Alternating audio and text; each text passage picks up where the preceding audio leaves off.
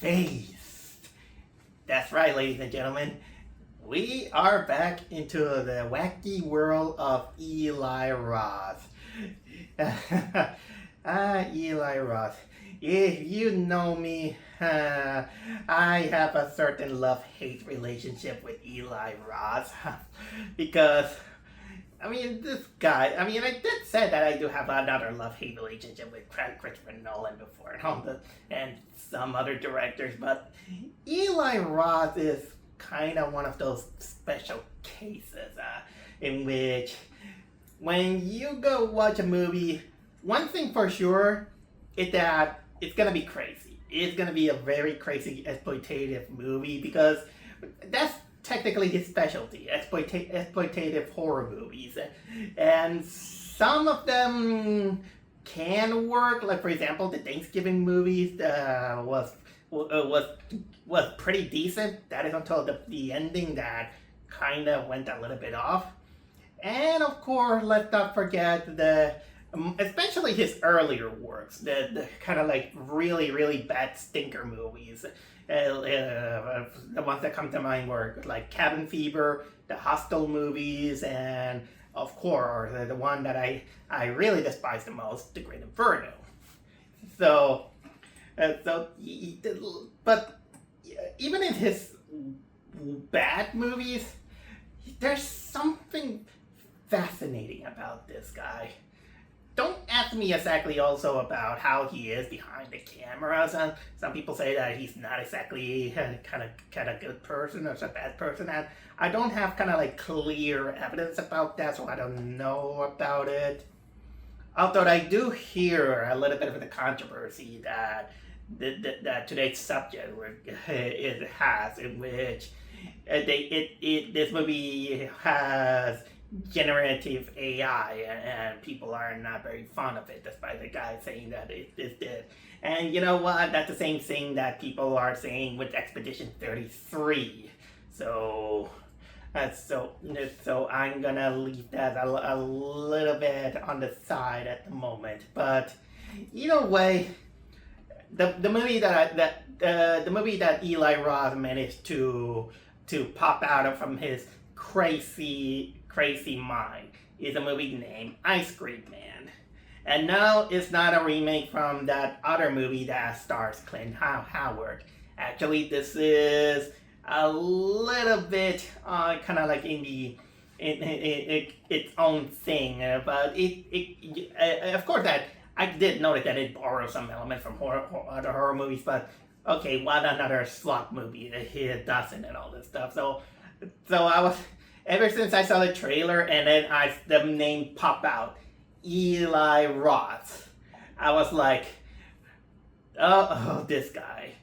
And I know that a lot of people don't have too much faith on him, because I think that Borderlands is basically what damaged the reputation of him as a movie maker a little bit. But I don't think that it was because of Eli Roth. I think it's because it has Jack Black. You know me that I despise that guy. But whether it is good or it's bad or whatever it is, Eli Roth is someone that fascinates me, and I was like, yes, this is a movie that I definitely have to watch. And even the trailer kind of promises that it's going to be kind of like a gore fest movie, because it also crosses a little bit of the taboo of using children on something kind of like very horror gory or something like that. And well, I will say this. This movie, I was surprised that it's getting a lot of pretty bad reviews. People are saying that it's one of Eli Roth's worst, it's pretty bad, and all these things.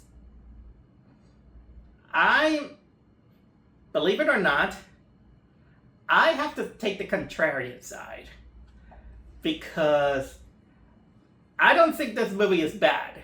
It has a little bit of problems, but this movie was one of the most insane things I have seen this year. and it's every once in a while that I see something that is very insane and very energetic, and of course it is bloody and gory. Almost a little bit Terrifier level, but not exactly Terrifier level. But but the premise in itself, it really is something that comes out from a sick mind like Eli Roth. And since I can be a little bit of a sick individual, I am gonna be in the minority by saying that I really kind of enjoy this film. I enjoy it for what it is. I didn't take it too seriously, and maybe it's because I kind of got used to say, well, that's Eli Roth, and Eli Roth is basically kind of like a 12-year-old horror movie fanatic who makes his dream of making horror movies, and he just does do whatever. He's not exactly the most competent writer. He's not exactly kind of like the most competent of directors, but you know what? People are calling it one of the worst movies, but I'll say that. Have you seen Supergirl? Yep. When we live in a world that we have Supergirl or Return to Silent Hill or Animal Farm, Ice Cream Man is one of the least offensive bad movies that you could ever seen.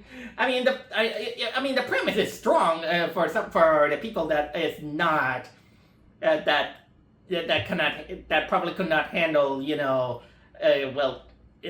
for lack of a better word, killer children in this case, and of course it's basically what you get if you cross Children of the Corn with Are You Afraid of the Dark with an R-rated material, and so pretty much it kind of goes into that territory. It also has a little bit of weapons, but not without. But it's not very subtle, I'll say. And there's some things that honestly I can understand it, that probably you might find some technical things that it might turn you off. But at the end of the day, I was just there, kind of entertained. Just enjoying the movie for what it was, finding, okay, this looks awesome, this is like a flaw, this is not like how human talks, or this one isn't, but still, I don't think that Ice Cream Man and the kind of deserves kind of like the slash that it had. I just had a simple good time for a horror movie, but maybe it's because I didn't expect it too much, and I just go along with the ride. So Ice Cream Man, it centers on this small town. It's summer. Everyone, the kids are having like 3 days off for almost going out of school, and that is until an ice cream truck appeared with an ice cream guy who. He kind of looks like Gomez Adams if he was a little bit more skinnier and he become an Ice Cream Man.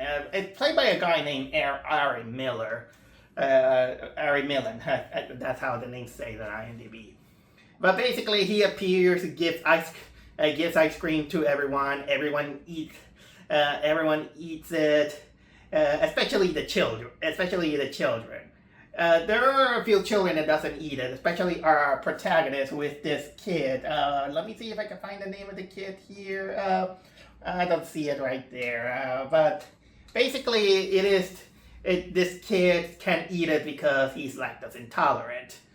And he lives with his sister and his parents, and his father is none other than Eli Roth himself, who, for some reason, I thought that he was Paul Rudd, because he kind of has this Paul Rudd energy in it. But then what happens is that in the next morning, that night, the children who ate the ice cream, somehow they become kind of like cursed. They wake up wake up at night. They have kind of like what was it, the coloring on their mouths and sprinkles on their mouth, and they start off killing their own parents, almost like in a hypnotic trance, in horrible ways. And then the next day they go to school, but they have kind of like this zombified kind of trance, and of course, all of them are basically following the ice cream man's whims. He doesn't say anything, by the way. He just there, gives the children some ice cream, and the children will basically start spreading chaos by killing all the adults, the teachers, the cops, the firefighters, anyone that crosses them. Everyone, those children, they begin to kill them in a very horrific manner, but still having like this childlike personality, that in which they play jump rope with their intestine, or playing tetherball with the head of people, or they like seeing the most macabre recess you could ever see. And of course, three of the children, and which includes our protagonists, who didn't ate the ice creams, they have to not only survive because the children wants to force feed them the ice cream, but at the same time try to find out what is going on, what's the deal with that ice cream man who is behind this, and of course trying to stop the chaos that it's been spreading all around. So right in the get-go, the thought of having children murdering their parents and all this stuff, it's intense. It's pretty intense, even for a plot for a horror movie. Considering that of course exists also stuff like Children of the Corn, like I said, or the Village of the Damned. Although this one takes us a little bit more visceral because, man, that a lot of it's very bloody and very gory, and there are some parts that is technically disgusting. And sometimes, and of course, it also adds a little bit of disgusting a factor when you kind of begin to also see. Sorry about the cops. When you see children, slobbering the ice cream, their faces is dirty with the blue coloring and the sprinkles and all that stuff. And yeah, ice cream is delicious, but sometimes when you use it in a slobbering way, yeah, you gotta say. And I can't say much about the acting because I will say that the acting is pretty decent, I'll say. And honestly, this is one of the better child actors I have seen. Although we'll go with that as far. First, let me talk about the guy from the title, which is none other than the Ice Cream Man. Aaron Millen, like I said, he does a really decent job of portraying the Ice Cream Man. And I really like how he looks. Mild manner with a mustache, and he kind of really looks like a cross between a creep. But also, there is something charismatic and friendly that you kind of find on this guy. But obviously, you know that he is not kind of like that kind of guy. I've been hearing people that they do, how can I say, compare him to Art the Clown. He might, he has his mannerisms that, he has a mannerism, but he's not kind of like over the top like Art the Clown. Although I can see both Art the Clown and Ice Cream Man meeting in a cafe and stop for a cup of coffee and then technically talk about, hey, how's there been? I hypnotize children and killing their parents. Oh, I kill like 10 children on the orphanage. Oh, nice. So wanna hang out? Sorry, I can't. I got a new movie to do. Oh, I see. I see. So good luck with that. That's kind of like the conversation that I have in my head between Art the Clown and the ice cream man. and the, but he does pretty decent with the pantomime, and that smile, of course, is both creepy but at the same time charming. And there is a backstory for this guy of why he is like that, in which I'm not gonna reveal too much at the moment, probably. But although the backstory, to put it bluntly, is a little bit like like Nightmare on Elm Street, except for a few things that truth to be told, it kind of brings him a little bit of a pity factor, I'll say. That's the least I could say about that. I mean, there's no excuse of what he had done, but still, you can't help that there is a little bit of pity on the guy. As for the children, I'll say, there's kind of like the main children.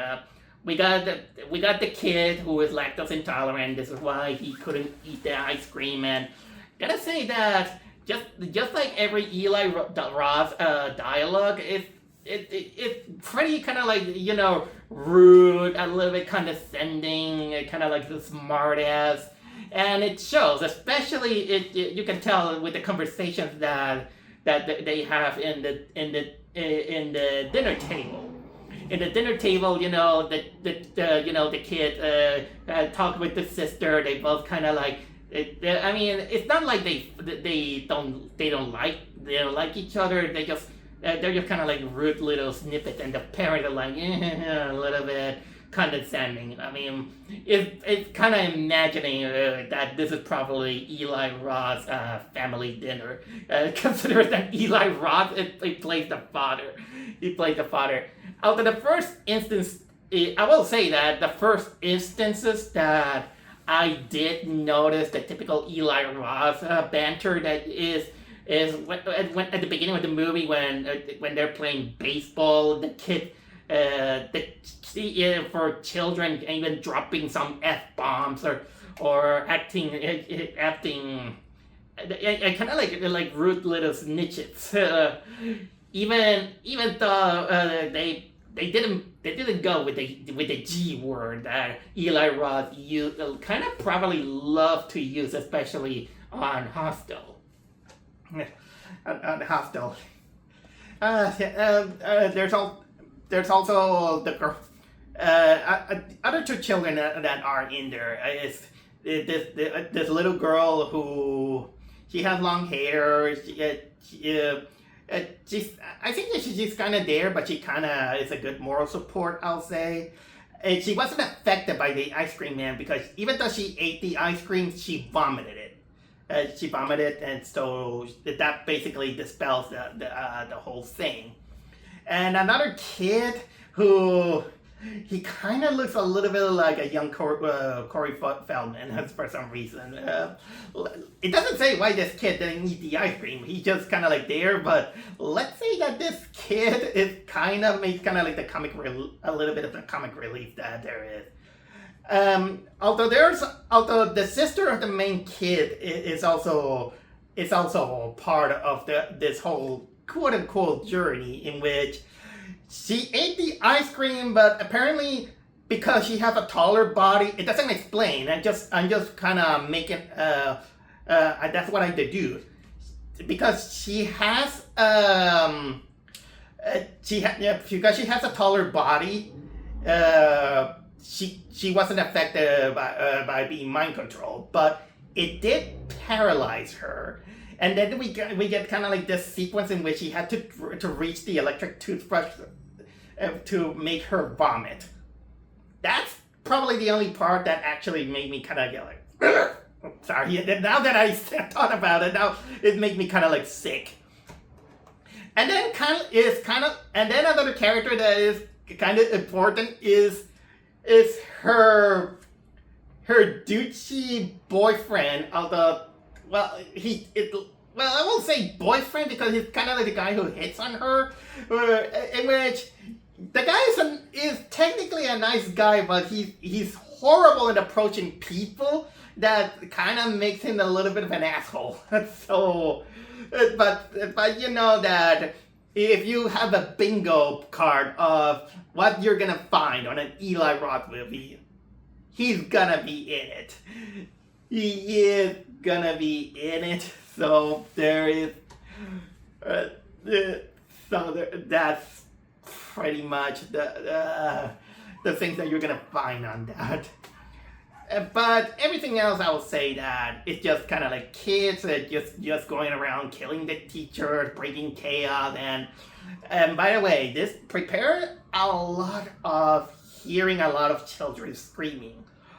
I know that I might say that it might annoy me or sometimes when I see children, acting like brats, but I think the movie kind of earned its position because, well, the children kind of act like zombies, like they're freaking possessed by the body snatcher, and so they're acting, like kids, and I really like it. Like, this is something that I really like is that none of the children act there like Hollywood children or those phony, children that, hey, I gotta talk like this.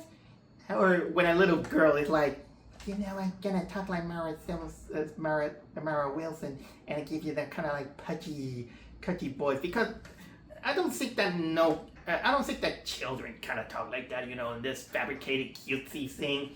Like, take for example, kind of like the trailer of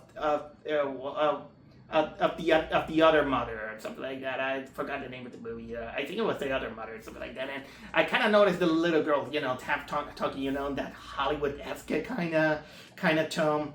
This one doesn't have it, so pretty much there is something kind of like a natural on how the children act or something like that.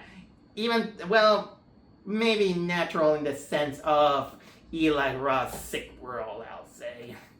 As for cinematography and special effects, like I said, the movie is pretty gory in many senses, and I did notice a lot of practical effects, I'll say. There's some CGI here and there, and I kind of noticed, but I did, my eyes can kind of see where the practical effects go. And, well, I did hear about the controversy that this movie had generative AI or something like that, but if you kind of ask me, I kind of didn't notice, I'll say. Maybe it could be there, on the background, or something like that, but this could take kind of like more, a lot of rewatches and a lot of attention to notice, or probably you might argue that there is generative AI when there is kind of like during the sequence when the children are killing their parents, you kind of begin to see what pop on their heads in thought bubbles, and it is kind of like an animated section that kind of look like it kind of look like those old Disney cartoons from the 50s or 60s, almost like Steamboat Willie, but they have kind of like very, well, innocent looking cruelty is the best way I could describe. Although they're not horribly animated, I'll say. I can't prove that this was made with AI or something like that. That's probably kind of like if you could argue the whole thing, but it doesn't overstay that welcome. So that's probably kind of say that is where probably people might confuse with the AI or something like that.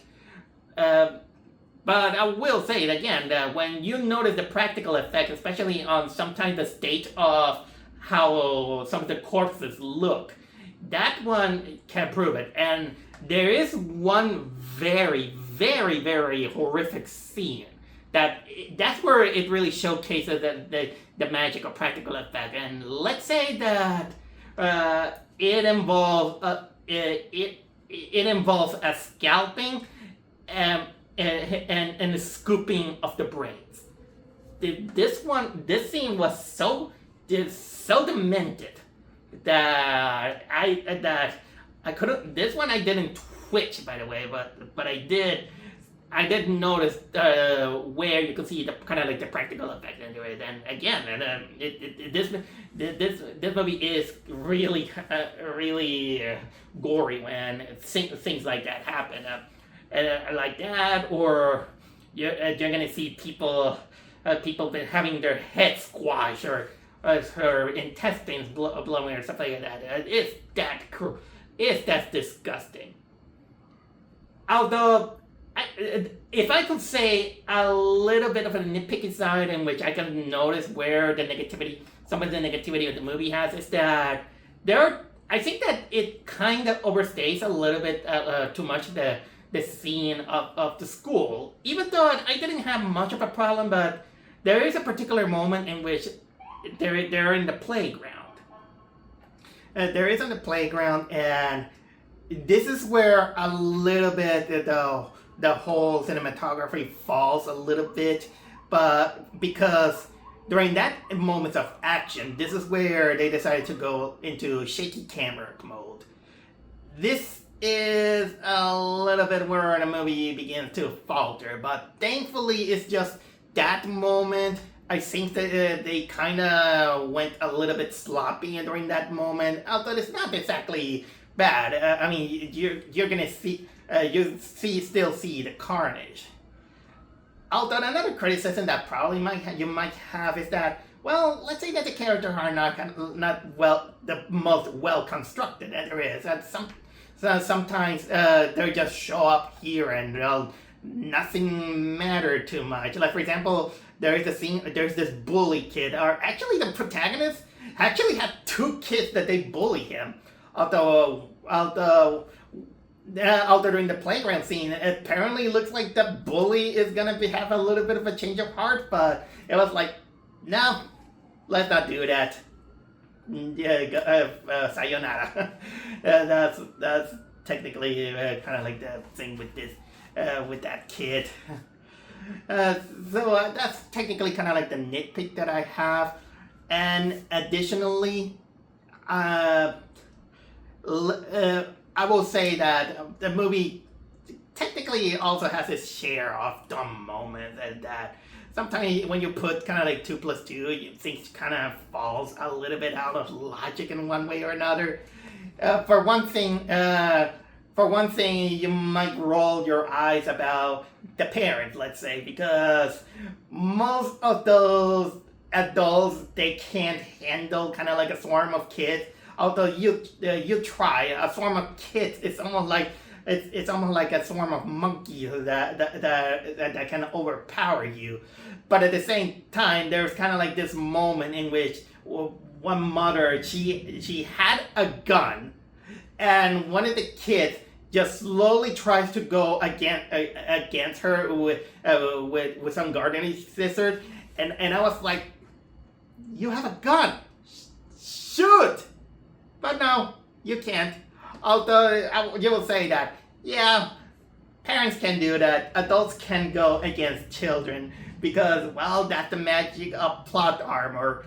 Although then it is revealed that it's still gonna be useless, because at least you're gonna see children technically quote unquote die. Some of them do die, but the curse basically makes them undead. That's kind of like the thing that I have, and this is basically kind of part of the climax, I'll say. And by the way, if there's one thing that make me kind of want to applaud this movie, is the ending, because that ending is probably one of the most twisted, cruel, yet jaw openings that I have seen, because you might predict it. It took me a while to predict it, but But concerning the things that this movie had, I was like, uh, uh okay, if pure kind of like this is kind of like the insane mind from Eli Roth or something sick that come up. And you know what? The more I think about it, I kind of applaud how cruel this movie. Well, how cruel this movie was. And mostly the ending. Again, the ending, it was like, whoa, Jesus.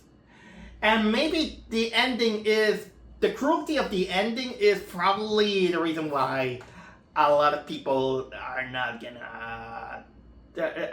very fond of this movie. And again, this one is having a lot of backlash, but honestly, I'm in the minority saying that I did kind of enjoy the movie, and you know what? If you don't like it, I don't blame you. But maybe I'm so used to Eli Roth's film method of filmmaking that I just didn't give a hoot about the whole AI controversy or how bad the movie is or a lot of the flaws that the movie had. But at least he just made probably one of the most bunker films I have seen at least this year. But you know what? I feel so compelled that I have to talk to you about the ending. But so I'm gonna give you a little bit of a treat and give you a little bit of spoiler warning. Yep, it's time for the spoiler warning. It's been a long time that I have done that. Although most of the spoiler things that I did over some other movies, kind of like movies that they deserve to be spoiled, but this one, no. I have to talk about this ending because this is kind of like mean-spirited, but is in a good way. So here's what happens. After the children escape the school, they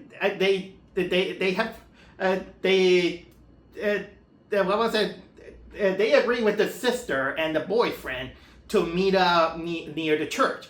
So the children go to the church and they hide on this big cooler room, and that's where they find the priest. The priest is alive, and he tells them that it is his fault, the reason why the ice cream man is doing that. The reason is because many years ago, the ice cream man, he was a nice, mild-mannered fellow who loved his job. He loved the children and all this stuff, and he just loved, giving ice cream and all this stuff. But unfortunately, the church did some, let's say, red-hot Catholic love thing on some children, and well, they find out, and unfortunately, they needed a scapegoat, and the lawyer, and of course the lawyer who wants it to protect the church, he says, well, we need a scapegoat, and the scapegoat was the ice cream man. So the adults, they coerce the children to tell him that the ice cream man did it. So the ice cream man loses his job and he goes to jail.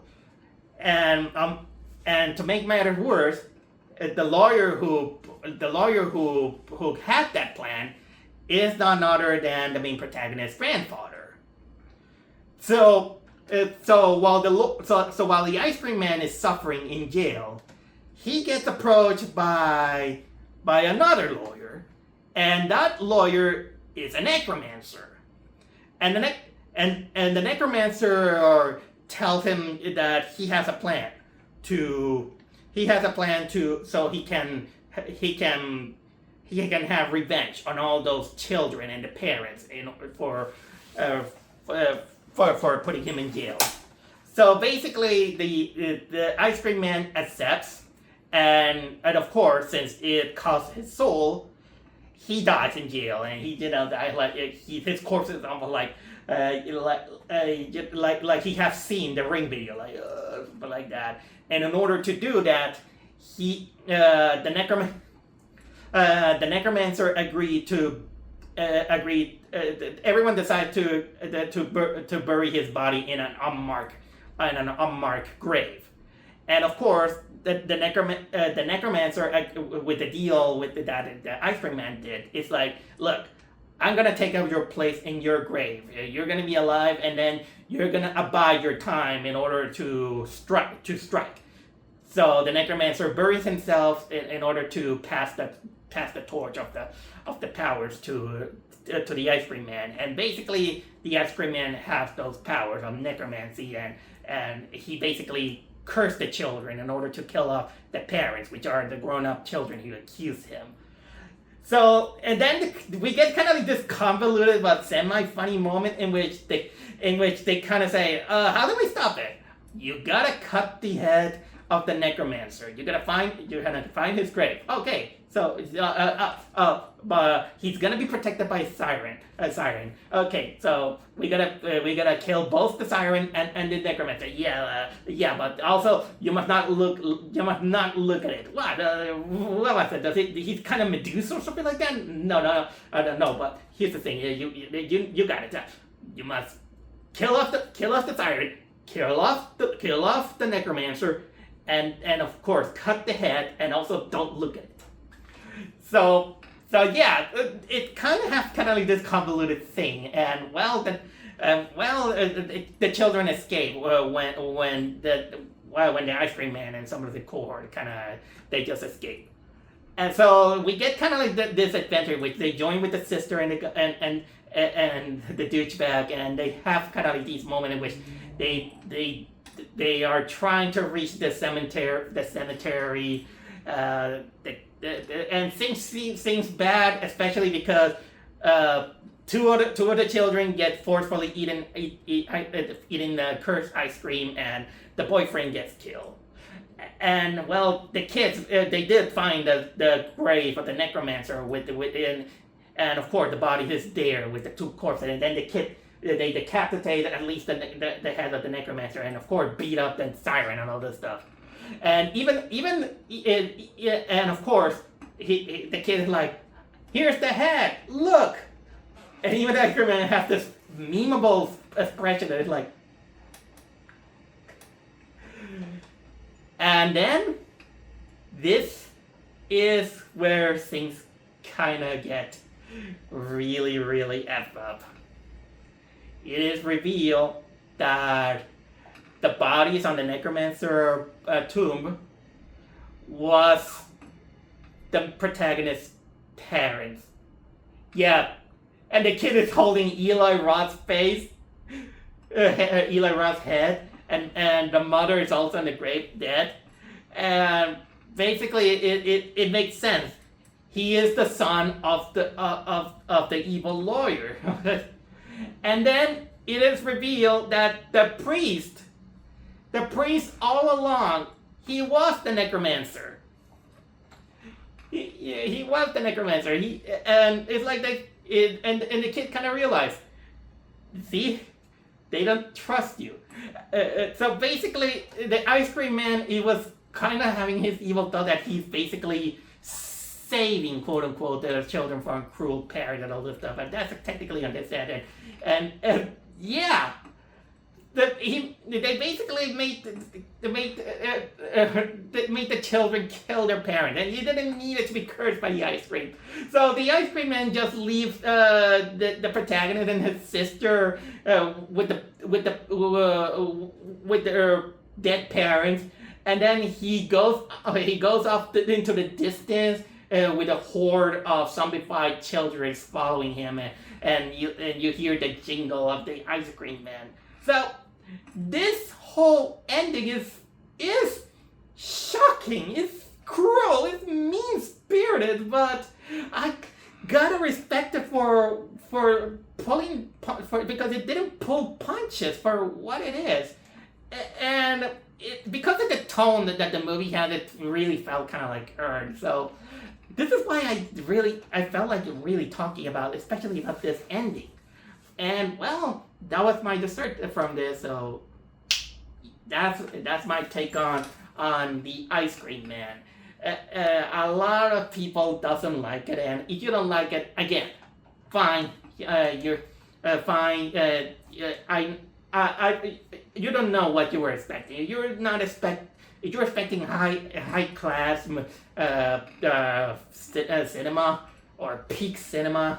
Well, you still got Spider-Man, or even though I don't necessarily recommend it because it's mostly for the most pretentious of people. There's the Odyssey. I still like the Odyssey in one way or another, but I can't deny that it's still pretentious. It's not that. It's not that. Once in a while, I could shut my brain and forget about everything and just, well, go with that. But I will say that after watching, bad movies like Supergirl or Return to Silent Hill and Animal Farm, Ice Cream Man is nothing compared to that. For starters, it wasn't boring. It wasn't boring. It just mesmerizingly shocking. As for the AI, well, I didn't notice. Although maybe I might notice if I pay attention. I'm not exactly the guy who 100% hates it, although I can see why the controversy there is.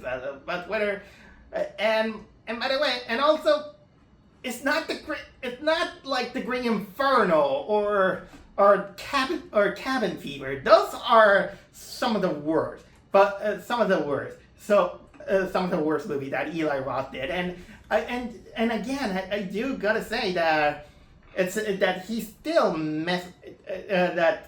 For every bad movie that Eli Roth has done, you can tell that over the years he kind of have made some progress into his talent, and he's an exploitation horror movie. So exploitation horror movie has kind of like its ups and downs. I've seen my share of schlock here and there. And speaking of which, we have this trailer of this horror movie that the trailer really treated like those grindhouse movie trailers, and it has one of the best titles there is.